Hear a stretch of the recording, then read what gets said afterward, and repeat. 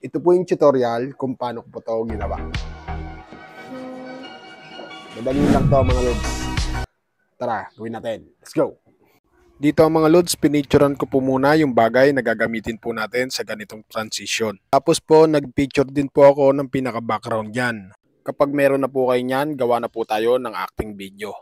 Kayo na po bahala kung anong bagay ang gagamitin nyo po dyan mga lods. Ngayon po sa pagtulak po natin, ilagay na po natin yung item na gagamitin po natin. Siyempre po dapat palitan po natin yung picture dun sa cellphone na hawak po natin. Ilagay po natin dun sa clear background o yung wala na po yung item. Saka po natin ituloy itulak. Kapag meron na po tayo niyan, tapos sa CapCut gawin na po natin. Dito mga lods, focus po tayo sa pagtulak ng ating cellphone. Tapos po, itap po natin para ma-highlights. Saka po natin piliin yung split. Then, abante po tayo kapag nailagay na po natin sa harap ng ating cellphone yung tunay na item. At napalitan na rin po ng picture yung ating cellphone. Mag-i-split din po tayo dyan.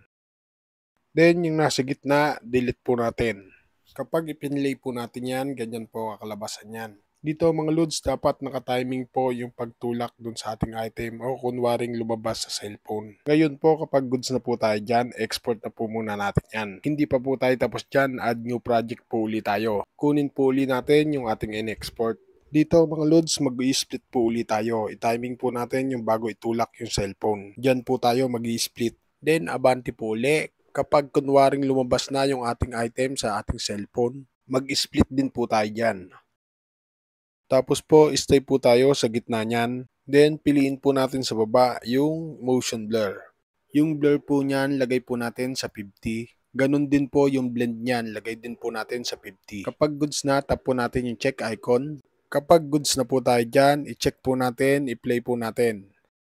Ngayon po, medyo naging realistic po yung gawa na po natin dyan. Dahil sa motion blur na inilagay po natin. Kapag goods na po tayo dyan, export na po muna natin yan. Hindi pa po tayo tapos dyan uli. Kunin po uli natin yung in-export po natin. Dito mga lods, kung napapansin nyo yung ating tao. Medyo halata po na nagpalit yung posisyon ng ating karakter. Dito po tayo gagamit ng zoom effect. Dito mga lods, 4 na keyframe o diamond ang ilalagay po natin dyan. Sundan nyo na lang po kung saan po ako maglalagay ng keyframe o diamond dyan. Ngayon may 4 na po tayo na ilagay. Magpo-focus lang po tayo sa 2 diamond sa gitna.